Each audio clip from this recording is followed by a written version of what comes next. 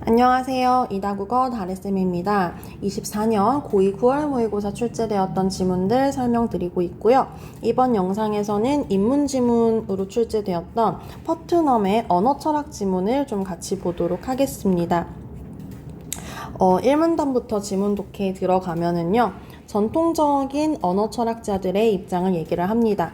그래서 언어의 의미, 단어의 의미라고 하는 것은 무엇을 바탕으로 형성되는 거야? 사람들이 그 대상에 대해서 가진 생각과 느낌을 바탕으로 그 의미가 형성된다라고 보는 전통적인 철학자들의 어떤 입장을 제시합니다. 이게 의미 내재주의가 되는 거고요. 그러니까 내재가 어디에 있는 거야? 사람들 마음 속에 있는 거야. 그래서 대상에 대해서 각자 가지고 있는 인식의 일부를 언어의 의미로 제시한다라고 해서 지금 의미 내재주의가 생각하는 의미 의 뜻과 그 다음에 용어 설명하고 있습니다. 지시체, 기술구라고 한 용어가 나오게 되는데 그 단어의 대상을 지시체라고 하고 그 단어의 뜻을 설명한 걸 기술구라고 하더라 해서 의미 내재주의의 입장과 지시체, 기술구의 용어의 뜻을 제시하는 게 1문단이었습니다. 자, 그러니까 전통적과 퍼트넘의 입장이 이렇게 지금 상반된다라고 하는 거, 이거 너무 뻔한 인문지문의 흐름이죠. 분석철학자 퍼트넘은 이 의미 내재주의대로 의미를 판단하게 된다면 그건 객관적이지 않습니다 라면서 비판을 하는 거예요. 그래서 단어의 뜻은 어디 있느냐, 사람들의 마음속에 있는 것이 아니라, 그게 아니라 외재주의, 외부 세계에 의해서 결정된다. 자, 인간의 생각이나 느낌에서 단어의 뜻이 생긴다고 했던 게 여기잖아요. 요게 아니라, 내재주의가 아니라 외부 세계를 구성하는 대상으로서의 지시체 그 자체가 의미를 결정한다. 그러면 보세요.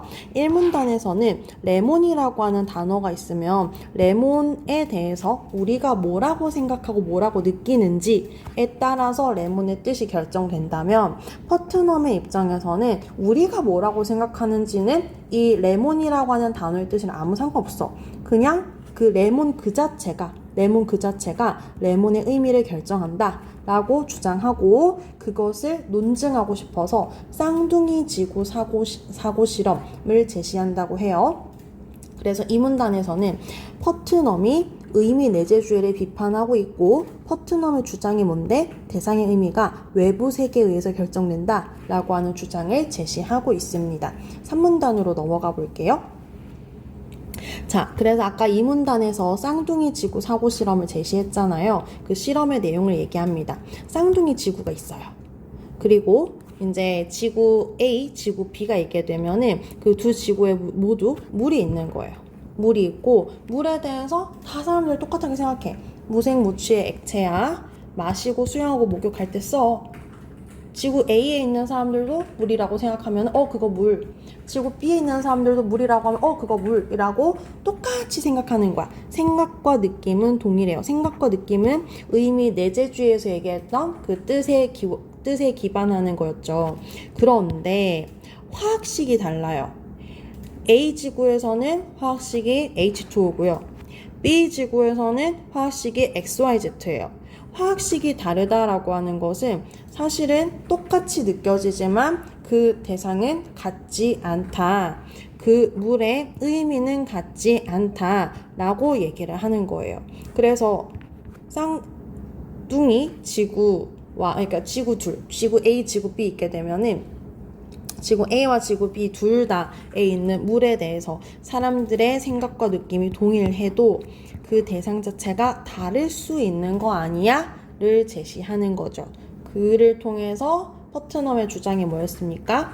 대상의 의미는 사람들이 어떻게 생각하고 느끼는가에 있는 게 아니라 그 구성하는 대상에 의해서 결정된다라는 걸 증명하려고 했던 거예요. 정리하면 지구의 물과 쌍둥이 지구의 물이 사람들의 생각과 느낌은 똑같아요. 다시 말해서 기술구는 같습니다. 기술구가 같다고 해서 이 두 대상의 의미가 같다고 볼 수는 없는 거예요. 화학식이 다르다고 제시한 것은 이 두 대상은 대상은 사실은 다른 대상이야. 똑같이 느껴지더라도 그 똑같이 느껴지는 그 느낌을 우리가 온전히 믿을 순 없지. 사실은 다른 대상이고 다른 대상이기 때문에 그 둘의 의미는 달라. 이 지구에서 물이라고 말하는 것과 쌍둥이 지구에서 물이라고 하는 것의 두 대상의 의미는 달라 라고 하는 걸 화학식이 다르다는 걸 통해서 논증을 하려고 하는 겁니다. 그래서 그 의미를 물어보는 게 21번 문제였거든요. 그래서 답 2번이고요. 인식이 같더라도 그 둘은 서로 다른 대상이다 라고 하는 게 답이 되었습니다. 여러분들 이것도 정답률 꽤 높았는데 요거 고래도 그나마 좀 틀린 친구들이 1번을 좀 하셨거든요. 그래서 같은 물질이더라도 같은 물질이 아니에요. 똑같이 느끼더라도 그게 물질이 같다는 걸 보장해주지 않는 거예요. 그걸 좀 더 자세히 설명하는 게 그 보기 문제로도 출제가 되었었습니다. 그거 보면서 다시 한번 설명을 드려볼게요. 일단 지나가시죠. 자, 4문단 넘어오게 되면은 그래서 앞에는 포트넘의 주장을 제시한 거야. 단어의 뜻은 그 대상 그 자체에 있는 것이지 그 대상에 대해서 사람이 인간이 뭐라고 생각하는지 느끼는지에 대해서 결정되는 게 아닙니다 라고 하면서 자, 그 얘기를 이제 실제적 본성이라는 용어를 가지고 다시 얘기를 해요. 실제적 본성이라고 하는 것은 대상 속에 숨겨져 있는 본질인 거고요. 이건 과학적으로 발견을 해서 알려지는 거래요. 그래서 이제 여기서는 과학적으로 이제 뭐 밝혀진다, 알려진다, 그 얘기를 하는 거고요. 그리고 그 다음에 얘기가 나오는 게 뭐냐. 이 언어의 의미를 가지고 단어 사용에 있어서 사람들이 분업을 하더라. 그래서 과학적으로 발견을 해야 되니까 이건 전문가가 해야 되는 거야.